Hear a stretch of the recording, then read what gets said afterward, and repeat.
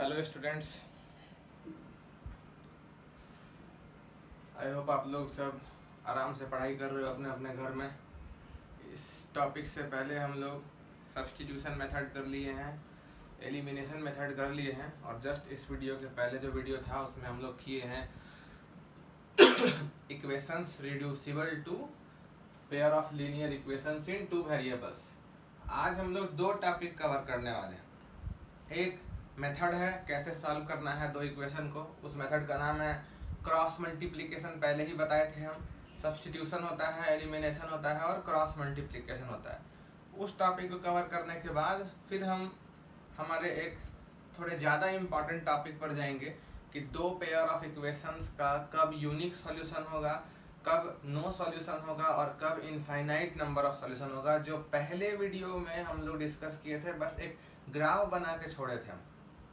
अगर दो straight line का ग्राफ इंटरसेक्ट कर रहा था तो यूनिक सॉल्यूशन हो रहा था, पैरेलल हो रहा था तो कोई सॉल्यूशन नहीं था, और अगर दोनों लाइन सेम ही हो जा रहा था, कोइंसिडेंट लाइन हो रहा था, उस केस में इनफाइनाइटली मेनी सॉल्यूशंस था।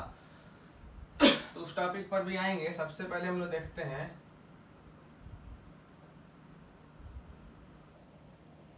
क्रॉस मल्टीप्लिकेशन मेथड हम लोग देख लेते हैं इससे कैसे सॉल्व करना है। उसके बाद हम लोग दो क्वेश्चन सॉल्व करेंगे इस मेथड से, फिर उसके बाद कोई डाउट नहीं रहेगा। तो हम लोग जनरल दो इक्वेशन ले लेते हैं। Consider two linear equations, consider two linear equations in two variables से x and y।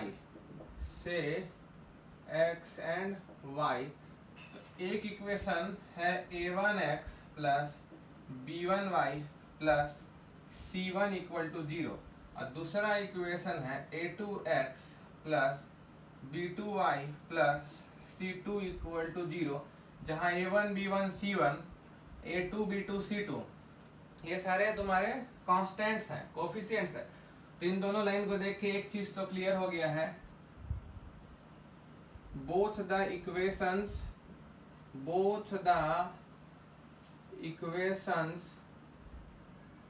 Must be in the standard form,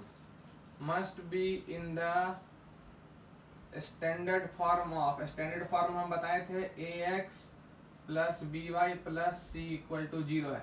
मतलब अगर कांस्टेंट राइट हैंड साइड में दिया है जो कभी कभी देता है तो उसको लेफ्ट में ले आना है, ठीक है। अब हम एलिमिनेशन मेथड से इसको सॉल्व करेंगे और एक जनरल फार्मूला बनाएंगे।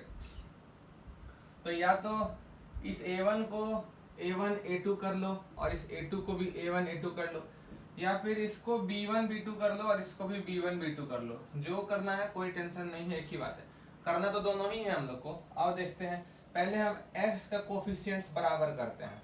तो x का कोफिशिएंट बराबर करने के लिए अभी मेरा देखो फोकस है x के कोफिशिएंट को बराबर करने पर। ध्यान देना, x के कोफिशिएंट को बराबर करने पर फोकस है। तो यहाँ a1 है, यहाँ a2 है, तो इस पूरे को a2 से मल्टीप्लाई कर देते हैं और इस पूरे को a1 से कर देते हैं। So now multiplying equation 1 bye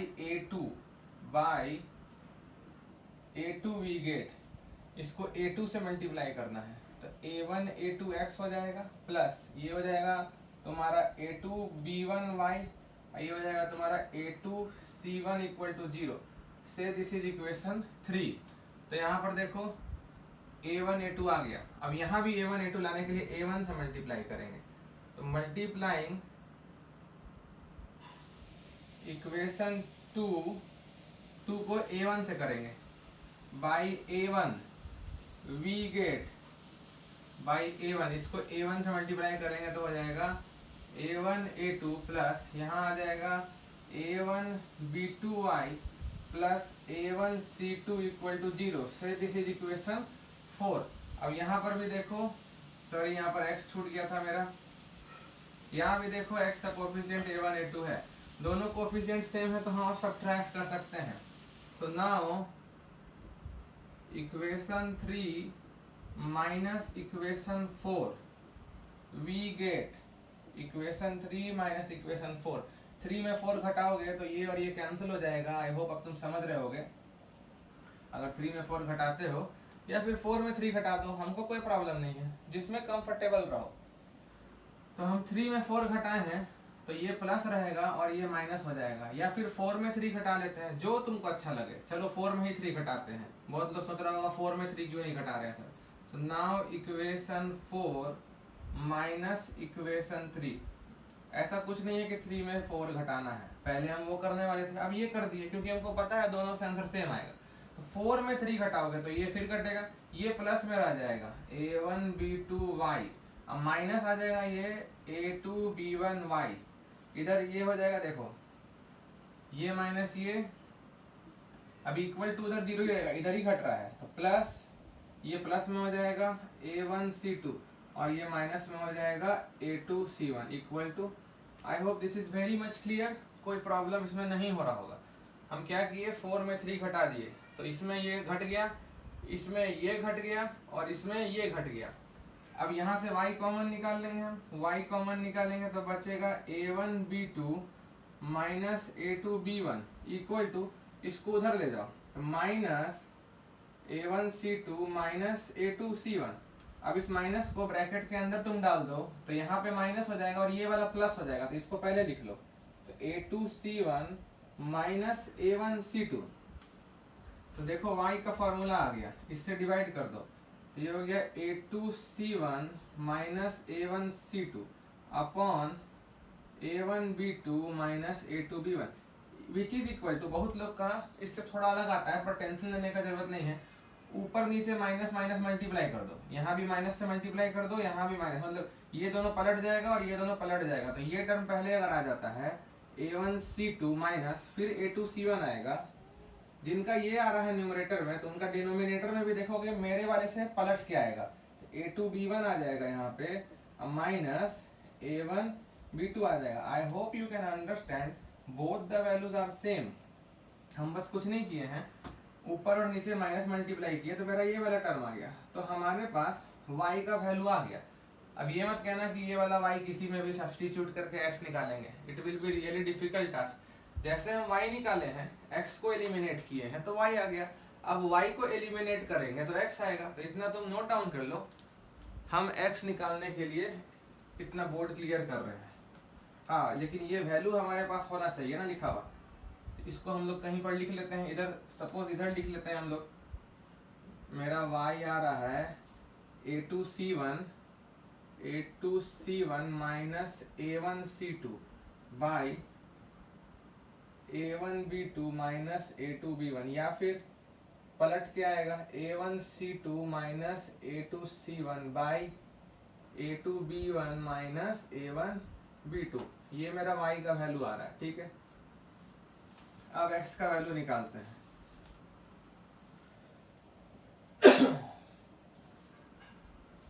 x निकालना है तो हम किसको एलिमिनेट करेंगे, y को करेंगे। तो इस बार इसको एलिमिनेट नहीं करने वाले हम, इसको तो निकालना है, y को एलिमिनेट करने वाले हैं, y को। तो यहाँ b1 है, यहाँ b2 है, तो यहाँ b2 मल्टीप्लाई करके b1 b2 कर लेते हैं और यहाँ b1 मल्टीप्लाई करके b1 b2 कर लेते हैं, दोनों जगह b1 b2 आ जाएगा। सो मल्टीप्लाइंग इक्वेशन 1 बाई, इसको b2 से कर लो, by b2 we get, b2 से करोगे तो क्या आ जाएगा, ये आ जाएगा a1b2x plus b1b2y plus b2 किए थे ना तो b2c1 equal to 0। So now this is equation 3 और यहाँ b1 से करना पड़ेगा। So multiplying equation 2 by b1 we get, इसको b1 से मल्टीप्लाई कर देते हैं तो ये हो जाएगा a2b1x plus b1b2y plus b1c2 equal to 0। से दिस इज इक्वेशन 4। ठीक है, उस समय 4 में 3 घटाए थे, अब 3 में 4 घटा देंगे। चलो दोनों चीज चेक कर लिए हम लोग। नाउ इक्वेशन 3 माइनस इक्वेशन 4, जो तुमको सही लगे सही है। ऐसा क्यों किए? क्योंकि ये देखो यहाँ भी कोफिशिएंट b1 b2, यहाँ भी कोफिशिएंट b1 b2, जब 3 में 4 घटाएंगे तो b1 b2 y cancel out हो गया, और ये आ जाएगा प्लस में a1 b2 x, ये आ जाएगा माइनस में a2 b1 x, ठीक है, प्लस ये आ जाएगा प्लस में b2 c1, ये आ जाएगा माइनस में b1 c2 इक्वल टू 0। तो x कॉमन ले लोगे तो आ जाएगा a1 b2 minus a2 b1, ये उधर चला जाएगा तो ये वाला प्लस हो जाएगा b1 c2 और ये माइनस हो जाएगा b2 c1। तो देखो x भी आ गया मेरा b1 c2 minus b2 c1 upon a1 b2 minus a2 b1। बहुत लोग का इससे थोड़ा अलग आ सकता है, ऊपर माइनस मल्टीप्लाई कर दो तो हो जाएगा b2 c1 minus b1 c2, तो नीचे भी मल्टीप्लाई होगा a2 b1 minus a1 b2। दोनों ही वैल्यू सेम है, कोई भी वैल्यू गलत नहीं है, ठीक है। तो ये जो मेरा पेयर ऑफ लीनियर इक्वेशन है अगर वो स्टैंडर्ड फॉर्म में लिखा हुआ हो तो हमारे पास डायरेक्ट फार्मूला ही आ चुका है सॉल्यूशन का। ये हो गया मेरा x का वैल्यू, ये हो गया मेरा y का वैल्यू। लेकिन ये फार्मूला तो रट के रहना संभव नहीं ना है, इतना कौन याद रखेगा a2 c1 minus a1 c2। पता चला a1 और c2 b1 b2 में से कोई भी एक के जगह लिखा गया ना तो सारा आंसर गलत आ जाएगा। लेकिन हम लोग के पास एक तरीका है इस दोनों चीज को अच्छे से प्रेजेंट करने का। अब वो तरीका देखो क्या है। तो ये भी x आ गया, उधर y आ गया, तो हम इधर x लिख लेते हैं, फिर बोर्ड क्लीन करेंगे। x आ रहा है b1 c2 minus b2 c1 by a1 b2 minus a2 b1, या फिर पलट दो b2 c1 minus b1 c2 by a2 b1 minus a1 b2, ठीक है। मेरे पास x का फॉर्मूला भी आ गया। एक चीज गौर करो, डिनोमिनेटर सेम है, x में भी डिनोमिनेटर सेम है, y में भी a1 b2 minus a2 b1, a1 b2 minus a2 b1, denominator same आ रहा है। अब देखते हैं ये फार्मूला को याद कैसे किया जाए। ऐसे बोल देंगे तुमको रट लो तो पॉसिबल नहीं है याद करना, बट याद करने का कोई तरीका होना चाहिए, है हम लोग के पास। सॉल्यूशन क्या लिखा हुआ है देखो, देयरफॉर हम इस b1 c2 minus b2 c1 को लेफ्ट साइड ले आओ तो वो x के नीचे आ जाएगा। So we can write our solution as below.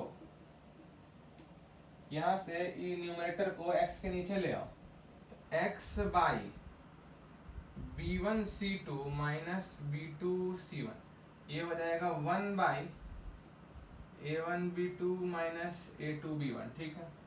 ये तुम्हारा इससे आ गया, ये वाले पार्ट से। एंड इसमें भी वही करो, a2 c1 वाले को नीचे ले आओ, y by a2 c1 minus a1 c2 equal to 1 by a1 b2 minus a2 b1, ठीक है। दोनों ही चीज में देखो राइट हैंड साइड सेम है, दोनों में राइट हैंड साइड सेम है। So our conclusion, you can say it conclusion और formula for cross multiplication, formula for cross multiplication method, cross multiplication method, ये बराबर हो जाएगा और वो दोनों इसके बराबर होगा। सो यहाँ से ये लिख लेते हैं, x by b1 c2 minus b2 c1 equal to, this must be equal to this a2 c1 minus a1 c2 and both must be equal to this 1 by a1 b2 minus a2 b1। This is the generalised formula of cross multiplication. फिर तुम सोच रहे होगे sir अभी बोले थे इतना कौन याद रख सकता है, बस खाली उसको इधर ले आने से काम हल्का थोड़ी हो गया। बिल्कुल हल्का नहीं हुआ, कहीं गलती से यहाँ b2 c2 लिख दिए तो बस समझ लो x y सब गलत आ जाएगा। तो इसको देखो हाउ टू रिमेम्बर, ये डायग्राम तुमको एनसीईआरटी में भी दिखाओ। तुम दोनों लाइन को जब स्टैंडर्ड फॉर्म में लिख लेते हो तो तुम बीच वाले कोफिशिएंट से शुरू करना। किससे? बीच वाले से। पहले y का कोफिशिएंट लिखना b1, उसके बाद कांस्टेंट टर्म लिखना c1, उसके बाद x का कोफिशिएंट लिखना a1 और फिर वापस b1 पर आ जाना। मतलब पहले ये, फिर उसके दाहिने वाला, फिर ये वापस b पे आ जाना है। मतलब पहले बीच वाले से शुरू करना है, फिर राइट साइड वाला, फिर लेफ्ट साइड वाला। ठीक है, पहले राइट साइड वाला देखो, ये क्या है, ये बी के राइट साइड में है और ये क्या है, ये बी के लेफ्ट साइड में है। अब फिर वापस बी पे आ जाए। समझ गए? पहले बीच वाला, उसके बाद राइट साइड वाला, उसके बाद बी के लेफ्ट साइड वाला और फिर बी पर वापस। उसी तरह इस इक्वेशन के लिए क्या लिखोगे? पहले बीच वाला b2, b2 के राइट साइड में कौन है? c2, b2 के लेफ्ट साइड में कौन है? a2 और वापस b2 पर हम लोग आ जाएंगे। Fine. So now see this, यहां से हम लोग को x के नीचे वाला मिल जाएगा, यहां से हम लोग को y के नीचे वाला मिल जाएगा और फिर यहां से हम लोग को 1 के नीचे वाला मिल जाएगा। हमेशा कैसे मल्टीप्लाई करोगे? ऊपर वाले को नीचे से करोगे, क्रॉस करोगे, इसीलिए इसका नाम है क्रॉस मल्टीप्लिकेशन। ऊपर वाले को नीचे से करोगे और माइनस नीचे वाले को ऊपर से। समझ गए? ऊपर वाले को नीचे से करोगे तो क्या हो जाएगा? b1c2। देखो दिख रहा है, ये वाला जो एरो है b1c2 दिख रहा है? Okay, very good. माइनस नीचे वाले को ऊपर वाले से b2c1 दिख रहा है? अब थोड़ा अच्छा लग रहा होगा, b2c1। उसी तरह y के नीचे तुम्हारा नेक्स्ट दो टर्म से आ जाएगा। क्या होगा? ऊपर वाला को मल्टीप्लाई करोगे नीचे वाले से तो c1a2। देखो ये a2c1 है, एक ही बात है, टेंशन मत लो। c1 इंटू a2 बोलो या a2 इंटू c1 बोलो, एक ही बात है। और फिर माइनस ये वाला c2a1। ठीक है, c2a1 बोलो, c2a1 बोलो या a1c2 बोलो, एक ही बात है। फिर 1 के नीचे देखो यहाँ से आ जाएगा a1b2। देखो परफेक्ट है, a1b2 माइनस a2b1 आ रहा है ना? So this is the way how to remember. बात समझ गए? फिर से एक बार रिवीजन करवा रहे हैं हम।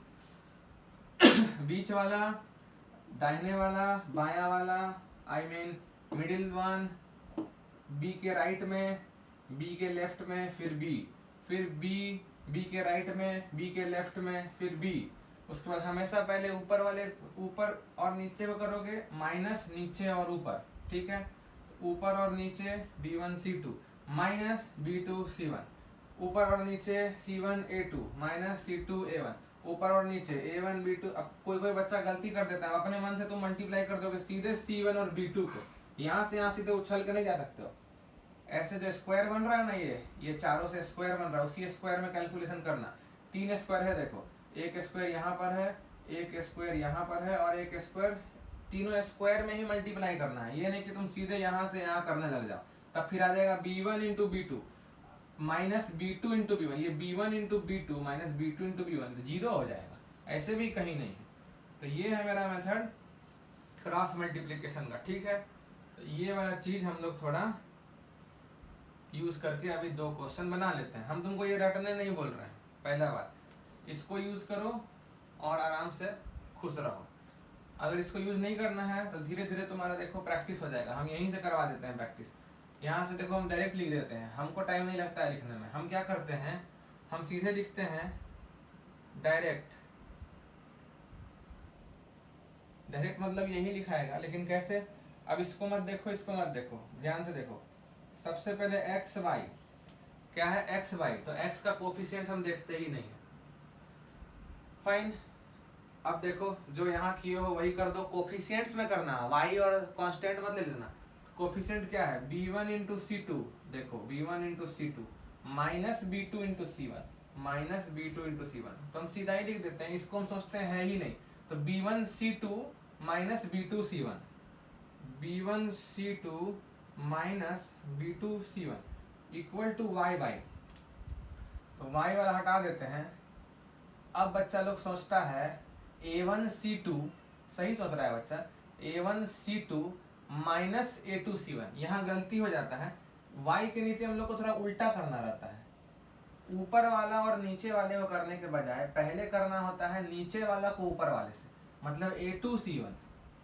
यहाँ थोड़ा सा उल्टा है, A2C1 माइनस ऊपर वाला और नीचे वाले को, तो A1C2 आ जाएगा। देखो आ रहा है ना, इक्वल टू 1/1 का मतलब 1 कांस्टेंट है तो कांस्टेंट हटा दो। इसमें सीधा ही करना है, पहले ऊपर नीचे को। A1B2 minus A2B1। तो जब एक दो सवाल इस हेल्प से कर लो तो ये थोड़ा आदत डाल लो, क्योंकि बार बार इतना टाइम नहीं रहेगा आपको ये टेबल बनाने का। ठीक है, हम फिर से बोलेंगे x के नीचे नॉर्मल जैसे करते हो, ऊपर वाला इंटू नीचे वाला माइनस नीचे वाला इंटू ऊपर वाला। y के नीचे इसको मत देखना, ये सही है। अगर ये फिगर बना के कर रहे हो तो सीधा सीधा चलना है, ऊपर इंटू नीचे माइनस नीचे इंटू ऊपर, फिर ऊपर इंटू नीचे माइनस नीचे इंटू ऊपर, फिर ऊपर इंटू नीचे माइनस नीचे इंटू ऊपर। पर डायरेक्ट यहाँ से लिखना है तो x के नीचे ऊपर इंटू नीचे माइनस नीचे इंटू ऊपर। y में ये हट जाएगा ना, तो ऊपर इंटू नीचे पहले मत करना, पहले नीचे इंटू ऊपर करना। तो नीचे इंटू ऊपर A2C1 माइनस A1C2, अब 1 के नीचे फिर normal A1B2 minus A2B1। Direct लिखने का समझ में आ रहा है, डायरेक्ट लिखो। इसके हेल्प से लिखना है, इसके हेल्प से लिखो। क्वेश्चन सॉल्व करते हैं हम।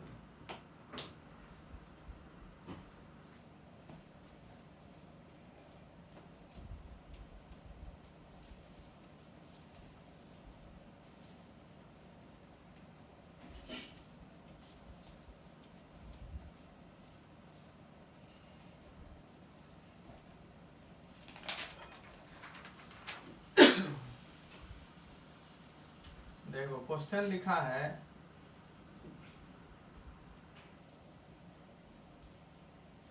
Solve the system of equations.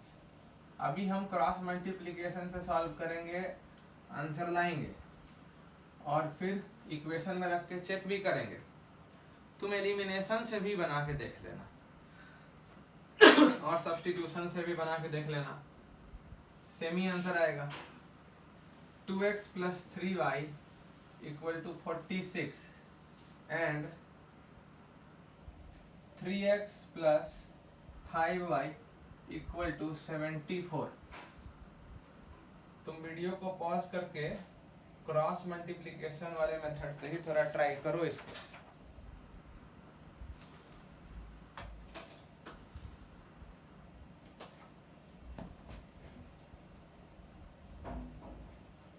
Red वाला मार्कर गिर गया, कोई बात नहीं, ब्लैक मार्कर से ही काम चला लेंगे हम लोग। ठीक है, अब इसमें देखो, for cross multiplication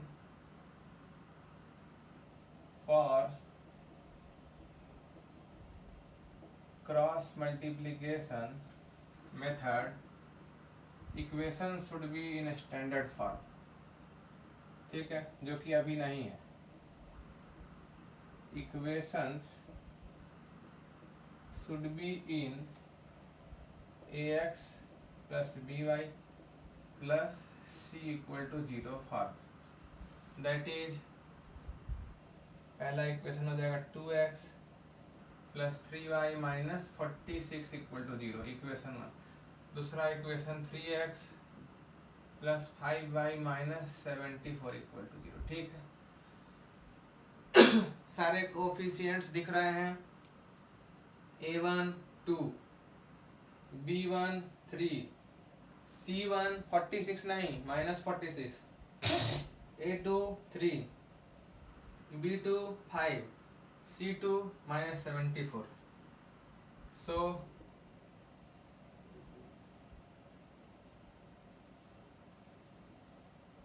we write the arrow diagram। उसको तुम एरो डायग्राम बोल सकते हो, ऐसा कोई खास नाम नहीं। We write the arrow diagram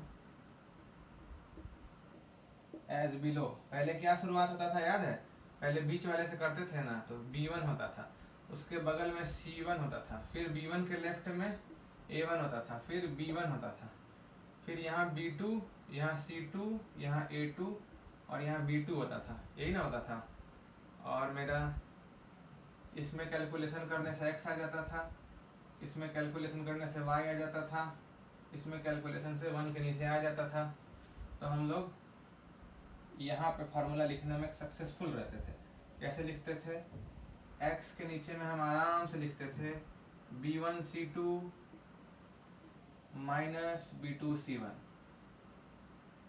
equal to y के नीचे में भी आराम से लिखते थे C1A2 माइनस C2A1, और कांस्टेंट के नीचे भी आराम से लिखते हैं A1B2 माइनस A2B1। और फार्मूला बना के A1B1C1 पुट करने में वो मजा नहीं है जो यहीं पर A1B1C1 पुट करके सॉल्व करने में है। दैट इज, अब हम लोग इसी चीज को करेंगे अपने क्वेश्चन के लिए। क्वेश्चन में मेरा बीच वाला कोफिशिएंट है 3, उसके दाहिने वाला है -46, 3 के बायां वाला है 2 और वापस 3 पर। फाइन। नीचे बीच वाला कोफिशिएंट है 5, 5 के दाहिने वाला है -74, 5 के बायां वाला है 3 और फिर वापस हम लोग आ जाएंगे 5 पर। ठीक है, यहाँ पर कैलकुलेशन परफॉर्म करेंगे तो x के नीचे मिलेगा, यहाँ पर कैलकुलेशन परफॉर्म करेंगे वो y के नीचे मिलेगा, यहाँ पर कैलकुलेशन परफॉर्म करेंगे वो 1 के नीचे मिलेगा। तो आओ करते हैं, वेट क्या करना। x के नीचे 3 इंटू -74 कितना हो जाएगा? ये हो जाएगा -3 इंटू 4 12 और 1 या 21 ना, तो 22 हो जाएगा। -222 माइनस क्यों, माइनस ही तो करते हैं बीच में, इसको मल्टीप्लाई किए, फिर माइनस इसको मल्टीप्लाई करके क्या आएगा, ये खुद ही निगेटिव में आएगा। देखो माइनस कितना हो जाएगा, ये 230 हो जाएगा, ये हो जाएगा तुम्हारा 230। x के नीचे लिखा गया इजिली। फिर y के नीचे कहाँ से मिलेगा? y के नीचे इसको पहले मल्टीप्लाई करो, तो -46 इंटू 3, ये तो माइनस में आने वाला है। माइनस कितना आएगा? 3 इंटू 6 18, सो दिस इज 138। ठीक है, माइनस क्यों कर रहे हैं समझ रहे हो ना, बीच में माइनस ही रहता है। माइनस ये और ये मल्टीप्लाई करेंगे, ये भी निगेटिव आ रहा है। देखो -74 इंटू 2 -148 इक्वल टू 1 बाई में याद है ना क्या करते हैं, 2 इंटू 5 10, चलो ये निगेटिव नहीं हुआ, -3 इंटू 3 9। ठीक है, आगे हमारे पास जो आना चाहिए था, इम्प्लाइज x बाई, ये हो जाएगा प्लस में ना, तो ये हो जाएगा 230 -222 इक्वल टू y बाई, ये भी प्लस में हो जाएगा ना, तो 148 -138, ये हो जाएगा 1 बाई 10 -9 1 ही ना होगा। ये हो गया x by 8 equal to y by 10 equal to 1 by 1। देखो कितना आराम से x भी 8 आ रहा है, पहले और आखिरी से देखो, पहले और आखिरी में क्रॉस मल्टीप्लाई करो, x आ गया और y भी आ गया। मतलब कि हमारा सिस्टम ऑफ इक्वेशन सॉल्व हो गया यूजिंग क्रॉस मल्टीप्लिकेशन। 8 और 10 रख के वेरीफाई कर लो, यहाँ 8 रखोगे 16, 10 रखोगे 30, 30 और 16 46, इसको सेटिस्फाई कर रहा है। यहाँ भी रखो 8 रखोगे 24, 10 रखोगे 50, 50 और 24 74, perfect solution. Cross multiplication method समझ में आया? आओ एक वर्ड प्रॉब्लम करते हैं, उसमें जो पेयर ऑफ इक्वेशन बन के आएगा उसको भी हम लोग सॉल्व करेंगे क्रॉस मल्टीप्लिकेशन से ही। इस वीडियो में हम लोग एलिमिनेशन या सब्स्टिट्यूशन नहीं लगाएंगे, हालांकि उससे भी तुम सॉल्व करके देख लेना, इसी क्वेश्चन को आंसर 8 और 10 ही आएगा।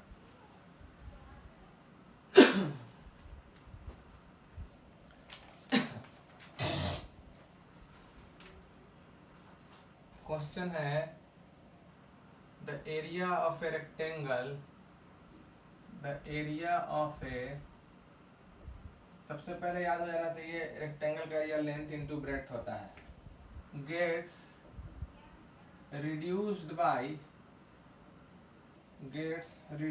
by 9 square units if its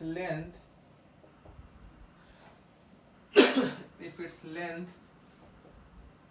is reduced by 5 units and breadth is increased by 3 units. Breadth is increased by 3 units. By 3 units. However, if we increase the length,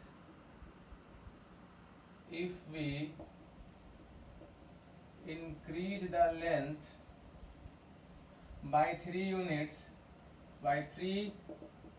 units, and the breadth by 2 units,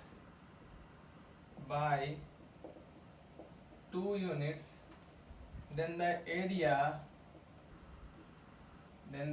area increases by 67 square units. 67 square units. Find the original area of the rectangle. Find the original area of the rectangle. मतलब साफ है, original length और breadth निकालना होगा, ठीक है। Original length और breadth निकालना होगा हम लोग को। और एरिया का फॉर्मूला तो तुम लोग को पता होना चाहिए कि लेंथ इंटू ब्रेड्थ ही होता है। अब लेंथ बढ़ेगा घटेगा उसके हिसाब से एरिया भी चेंज करेगा। तो हम क्या करते हैं, let the original length be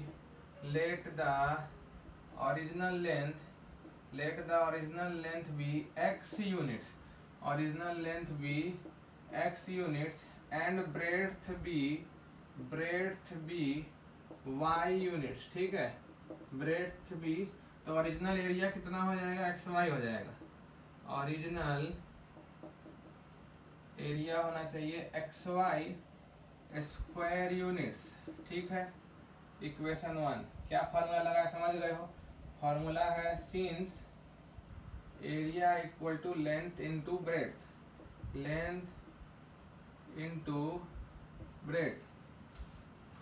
according to question, अगर हम लेंथ को 5 यूनिट बढ़ा दें तो लेंथ हो जाएगा x + 5, और ब्रेड्थ को if its length is reduced by 5, length अगर हम 5 यूनिट घटा दें, पहले x था x - 5 कर दें, और ब्रेड्थ को 3 यूनिट बढ़ा दें, मतलब पहले ब्रेड्थ y था अब हम ब्रेड्थ कर दिए y + 3, तो एरिया यही ना होगा। ये हो जाएगा तुम्हारा reduced length, this is reduced length, and this is increased breadth.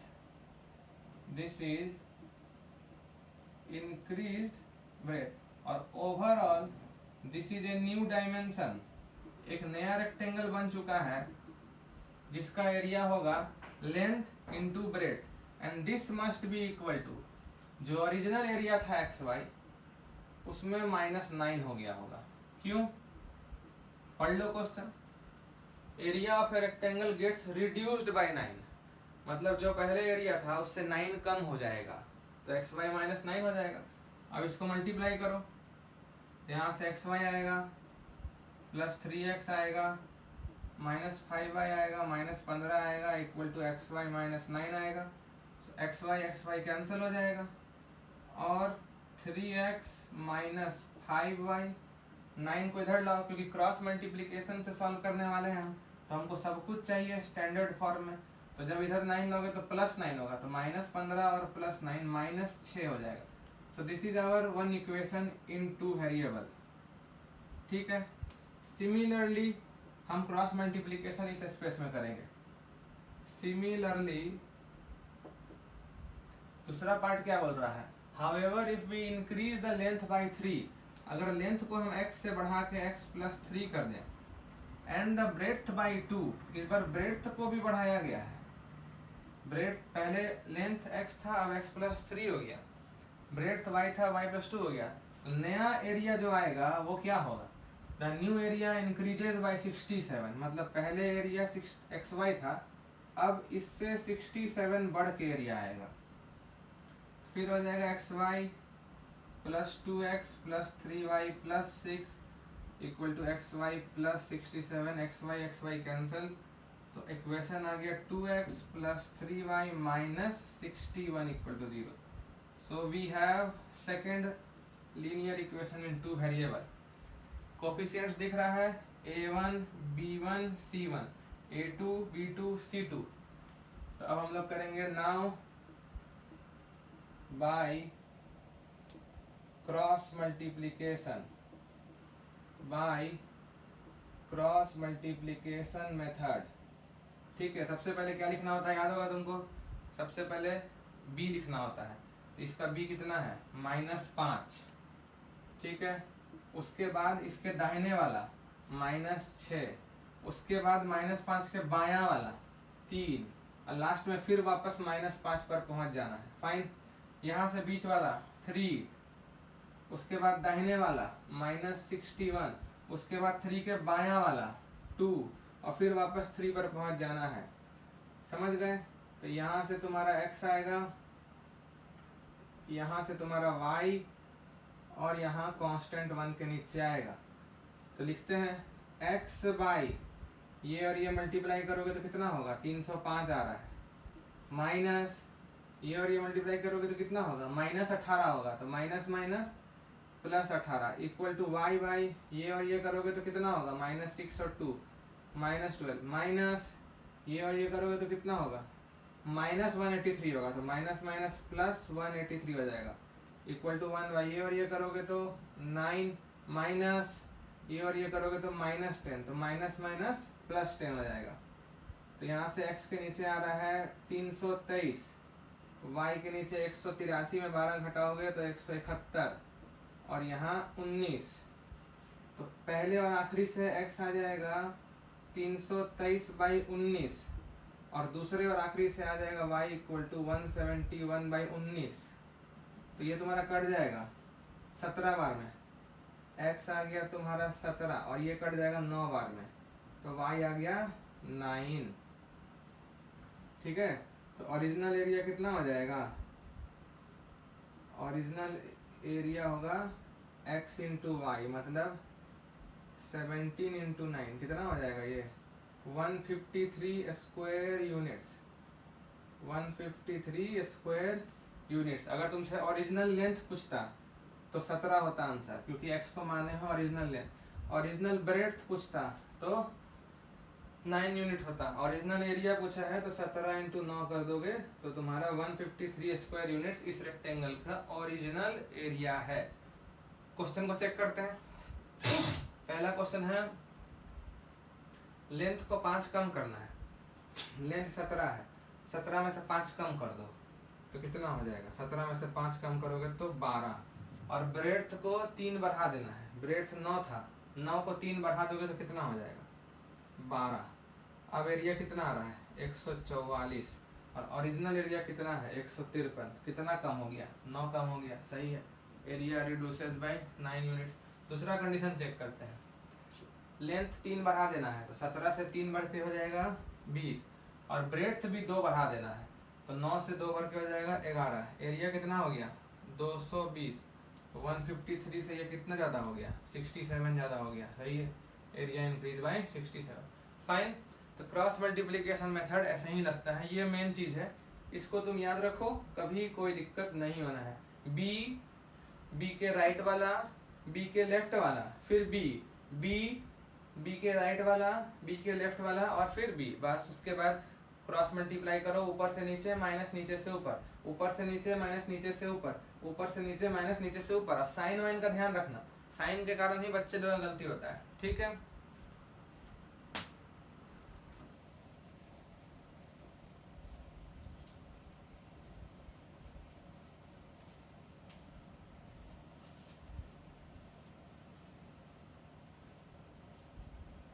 ये हो गया हमारा cross multiplication method.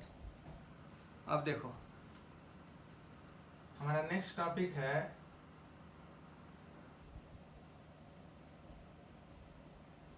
Unique solution infinite number of solutions. Graph से तो बता ही दिए थे तीनों का क्या मतलब होता है. अब कंडीशन में निकाल लेते हैं. या फिर नो सॉल्यूशन। इस टॉपिक के साथ तुम्हारा पूरा बोर्ड लेवल ओवर। ठीक है, एनसीईआरटी रेफरेंस बुक जो बनाना है बनाओ। Let the equations be, let the equations be a1x plus b1y plus c1 equal to 0। देखो स्टैंडर्ड फॉर्म में लिखा करना, इस फार्मूला लगाने के लिए स्टैंडर्ड फॉर्म में लिखोगे तभी फार्मूला सही काम करेगा, क्योंकि डेरिवेशन हम लोग देखो स्टैंडर्ड फॉर्म से कर रहे हैं। So by cross multiplication, by cross multiplication we can write, by cross multiplication we can write, याद है ना क्या लिख सकते हैं, x बाई, तुम अपना रफ में बना लो ना ऐसे, b1 उसके दाहिने वाला उसके बाएं वाला फिर b1, b2 उसके दाएं वाला b के बाएं वाला फिर b2। तो x बाई में क्या हो जाएगा, b1c2 minus b2c1, b1c2 minus b2c1 equal to y by के नीचे में क्या हो जाएगा, c1a2 minus c2a1, c1a2 minus c2a1। 1 by के नीचे में क्या हो जाएगा, a1b2 minus a2b1, a1b2 minus, देखे फार्मूला याद करना नहीं पड़ा, कितना इजीली याद हो जाता है। इम्प्लाइज x आ जाएगा, फर्स्ट और लास्ट से x क्या आएगा, इसको धर ले जाओ ना ऊपर, तो b1c2 minus b2c1 upon a1b2 minus a2b1 and y क्या आ जाएगा, इसको इधर ले जाओ, c1a2 minus c2a1 upon a1b2 minus a2b1। तो ये है मेरा solution of the system of equations. देखो note 1,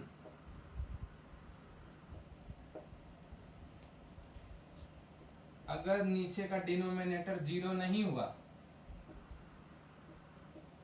is not equal to 0, मान लो ये 0 नहीं हुआ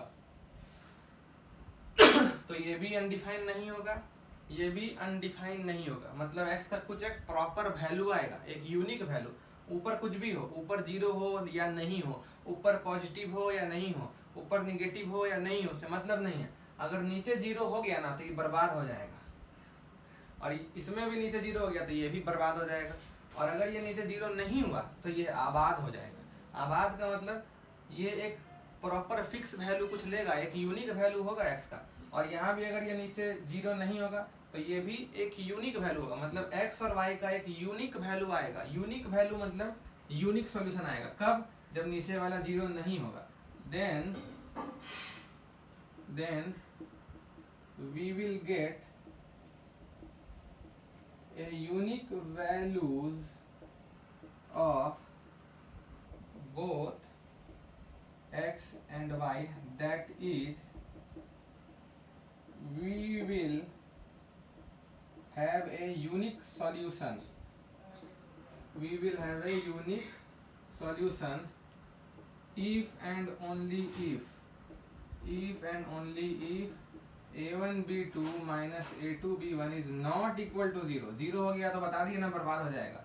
मतलब a1b2 is not equal to a2b1, मतलब क्रॉस कर दो, a2 को इधर ले आओ, b2 को इधर ले जाओ, a1 by a2 is not equal to b1 by b2। ये कंडीशन याद रखो।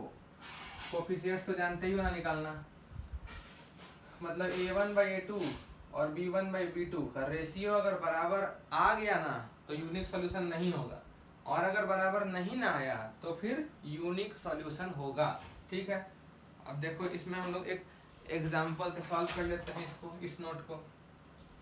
छोटे छोटे एग्जाम्पल होते हैं। एग्जाम्पल एक लाइन में बन जाता है सवाल। Find the value of p, इतना ही स्पेस में सॉल्यूशन हो जाएगा। if 4x plus py plus 8 equal to 0 and x plus y plus 1 equal to 0 have unique solution, मतलब ये दोनों स्ट्रेट लाइन कहीं ना कहीं जाके किसी एक पॉइंट पर मिले। डायरेक्ट ऐसे नहीं बल्कि एग्जाम में यही बोल सकता है, find the value of p if the two straight lines this and this will intersect at a point, will intersect at a point.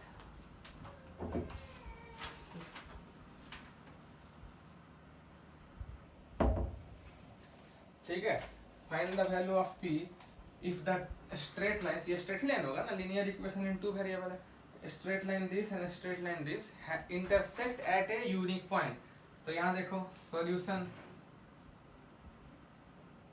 For unique solution, for unique solution, unique solution के लिए ना C1 और C2 से कोई मतलब नहीं होता है, सिर्फ A1 by A2 should not be equal to B1 by B2, मतलब A1 हो गया 4 by A2 हो गया 1, should not be equal to B1 हो गया P by B2 हो गया 1। तो यहाँ से देखो तुमको दिख रहा है P should not be equal to 4, मतलब P can take any value except 4, therefore P can take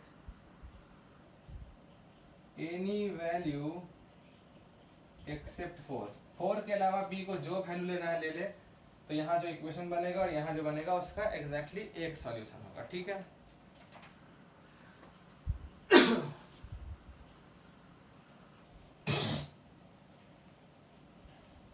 ये हो गया मेरा पहला नोट। अब देखो मेरा note 2, if denominator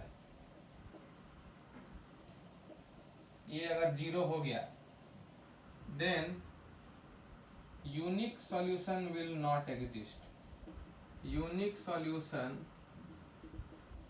will not exist, either infinite number of solutions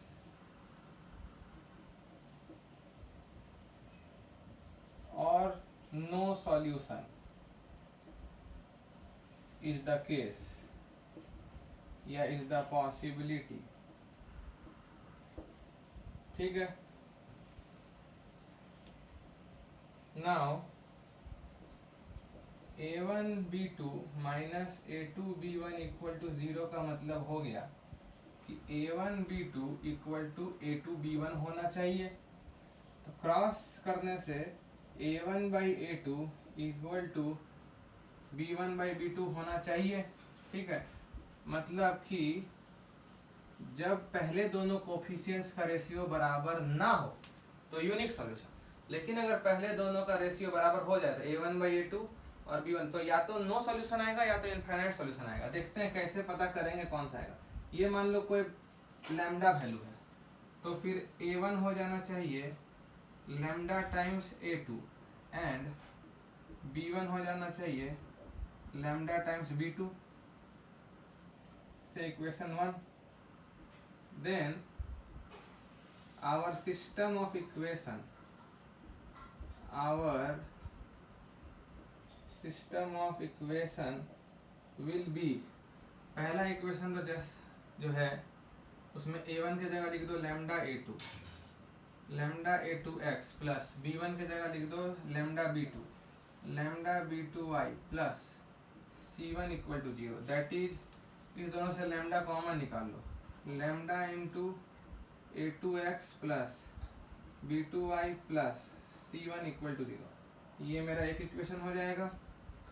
and जो दूसरा इक्वेशन है वो तो सिंपल दिख रहा है, A2x plus B2y plus C2 equal to 0। ठीक है, अब इसमें कोई डाउट नहीं है कि ये जो C1 है इसको भी C2 का लैम्डा टाइम्स होना पड़ेगा, तभी दोनों स्ट्रेट लाइन जाके इंटरसेक्ट करने का चांस रखता है।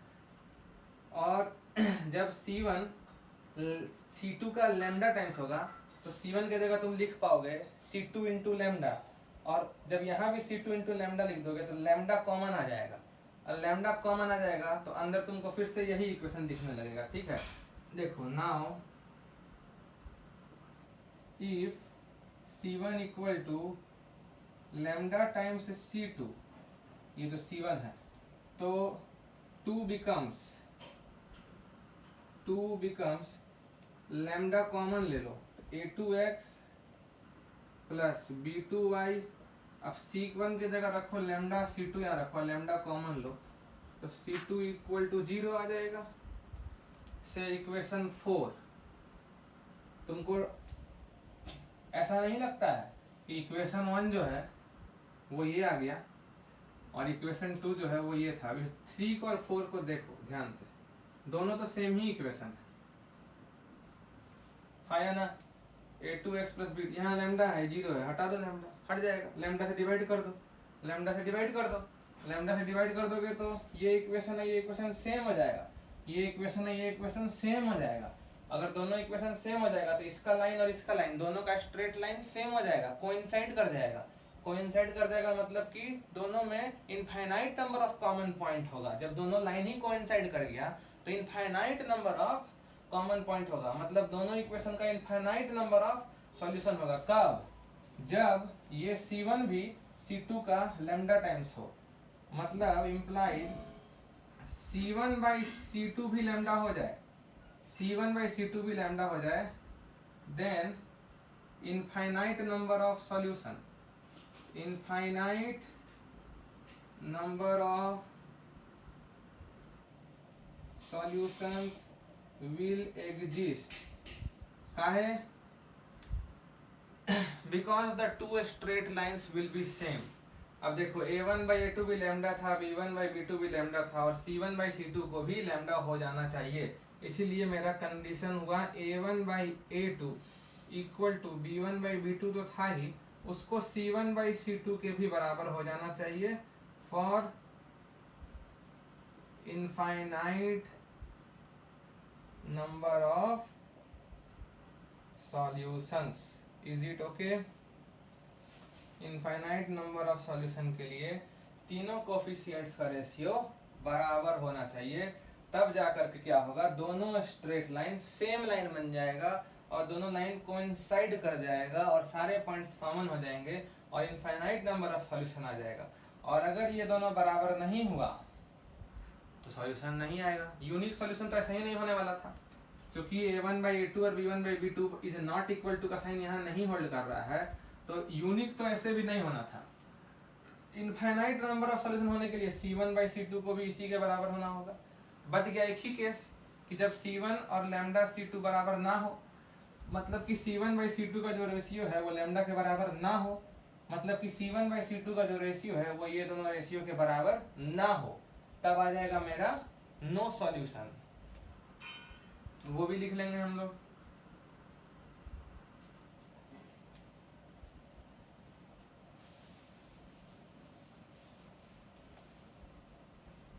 वो मेरा नोट 3 हो जाएगा।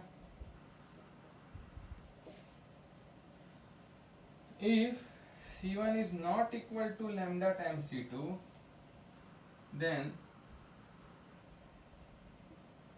two equations will have no common solution, will have no common solution, implies no solution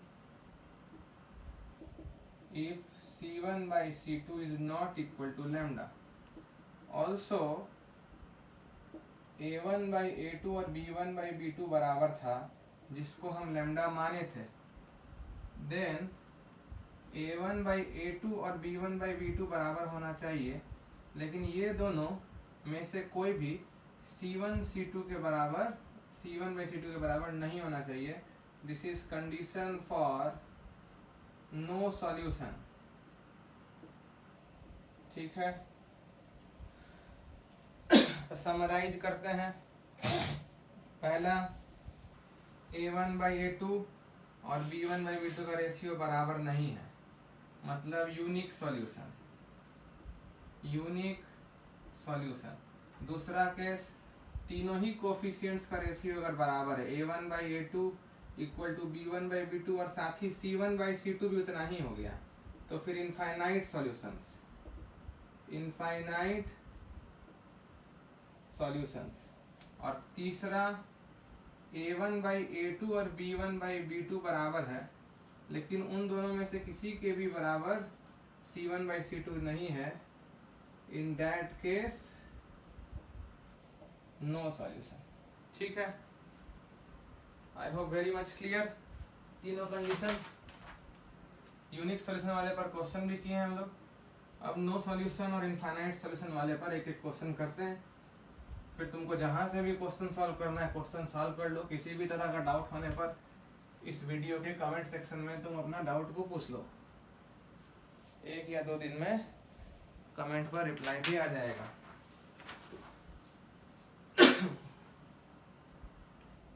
question है फाइंड के if kx plus 3y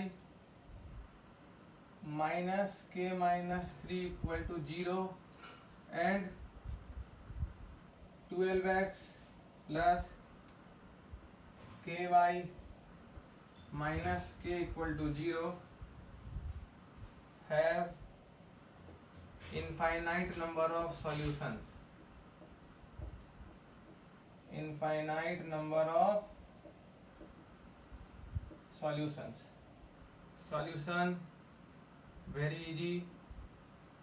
Condition a1/a2 equal to b1/b2 equal to c1/c2। तो a1 हो गया k/a2 हो गया 12, b1 हो गया 3/b2 हो गया k, c1 देखो ये है माइनस के साथ है, माइनस छोड़ मत देना, माइनस k माइनस 3/c2 हो गया माइनस k। नाउ k/12 अगर 3/k के बराबर है तो k² हो जाएगा 36 क्रॉस मल्टीप्लीकेशन से, a equal two plus minus 6 से 1। जरूरी नहीं है कि 6 भी आंसर होगा माइनस 6 भी, अभी खाली तुम इस दोनों को बराबर किए हो, तुम्हारा क्वेश्चन सॉल्व नहीं हो गया है। पहला और दूसरा को बराबर किए हो ना, अब या तो पहला और तीसरा को भी करो और दूसरा तीसरा को, क्योंकि भाई तीनों बराबर होना चाहिए। हम इसी को कर लेते हैं, ये माइनस माइनस कट जाएगा तो 3/k equal to k minus 3/k। ठीक है, तो k काट दो क्योंकि k 0 है नहीं, k या तो 6 होगा या तो माइनस 6 होगा। So 3 equal to k minus 3, so k equal to 6 आ रहा है, मतलब समझे। Therefore answer is k equal to 6। Common value लोगे ना, -6 अगर ले लोगे तो ये दोनों तो बराबर हो जाएगा, लेकिन फिर ये दोनों बराबर नहीं होगा, क्योंकि ये दोनों को बराबर होने के लिए 6 और -6 दोनों चलेगा, और ये दोनों को बराबर होने के लिए ना 6 ही चाहिए, तो 6 आंसर होगा। लास्ट क्वेश्चन, फाइंड के if 3x plus y equal to 1 and 2k minus 1x plus k minus 1y equal to 2k plus 1 has no solution। ठीक है, पहले तो लाइन स्टैंडर्ड फॉर्म में कर लेना होगा हम लोग को। तो पहला लाइन हो जाएगा 3x plus y minus 1 equal to 0, equation 1, और दूसरा हो जाएगा 2k minus 1x plus k minus 1y minus 2k plus 1 equal to 0, equation 2। So no solution के लिए नो सॉल्यूशन कंडीशन है a1/a2 should be equal to b1/b2 which should not be equal to c1/c2। मतलब a1 हो गया 3/2k minus 1 should be equal to, यहाँ पर 1/k minus 1, this should not be equal to, यहाँ पे -1 bye, यहाँ पे माइनस, तो माइनस माइनस कट गया तो 1/, ठीक है, मतलब ये दोनों बराबर होना चाहिए, पर ये इन दोनों में से किसी के बराबर नहीं होना चाहिए। इम्प्लाइज ये दोनों को क्रॉस मल्टीप्लाई करो, 3k minus 3 equal to 2k minus 1, के इधर ले जाओ 3 इधर कर दो, तो k इक्वल टू 2 आ रहा है। पर इसको आंसर कह मत देना, हो सकता है k2 डालने पर ये दोनों बराबर हो जाए, ठीक है। ऑल्सो दो कंडीशन का ध्यान रखना है, पहला वाला और ये बराबर नहीं होना चाहिए, 3/2k minus 1 should not be equal to 1/2k plus 1, and दूसरा और तीसरा भी बराबर नहीं होना चाहिए, 1/k minus 1 not equal to 1/, अगर इस दोनों में से किसी में आ गया ना k नॉट इक्वल टू 2, तो इस क्वेश्चन का आंसर हो जाएगा no possible value of k, क्योंकि एक बोल रहा है कि k2 होना चाहिए तभी ये दोनों बराबर होगा, और एक कोई कंडीशन अगर बोल दिया कि k2 नहीं होना चाहिए तभी ये दोनों बराबर नहीं होगा, तो मत समझ जाओ कि ऐसा कोई वैल्यू k का है ही नहीं। इसको सॉल्व करते हैं, तो 6k plus 3 not equal to 2k minus 1, and यहाँ से आ रहा है 2k plus 1 not equal to k minus 1, implies इससे क्या आ रहा है, इससे इसको तुम इधर ले आओ, 2k को इधर लाओगे तो 4k नॉट इक्वल टू 3 को इधर ले जाओगे तो -4, एंड इसके को इधर लाओ 1 को इधर करो तो k नॉट इक्वल टू -2, ये बोल रहा है k नॉट इक्वल टू -1 और ये बोल रहा है k नॉट इक्वल टू -2 और ये बोल रहा है k इक्वल टू 2, तो तीनों को ध्यान में रख के अगर बोला जाए तो k इक्वल टू 2 सही है, तो आंसर हो जाएगा k इक्वल टू 2। ये बोल रहा है कि पहला और आखिरी बराबर नहीं होगा अगर k -1 नहीं होगा, और दूसरा और आखिरी बराबर नहीं होगा अगर k -2 नहीं होगा, और पहला दूसरा बराबर होगा अगर k2 होगा, तो तीनों का कॉमन देखना है हम लोग को। तो मेरा आंसर है k2। मान लो ये k नॉट इक्वल टू -2 की जगह आ जाता ना, अगर k नॉट इक्वल टू 2, तो यहाँ बोल रहा है k इक्वल टू 2, यहाँ बोल रहा है k नॉट इक्वल टू 2, एक बोलता है k2 होना चाहिए, एक बोलता है k2 नहीं होना चाहिए, तो बोलेंगे हम लोग no value of k possible. ठीक है, थैंक यू।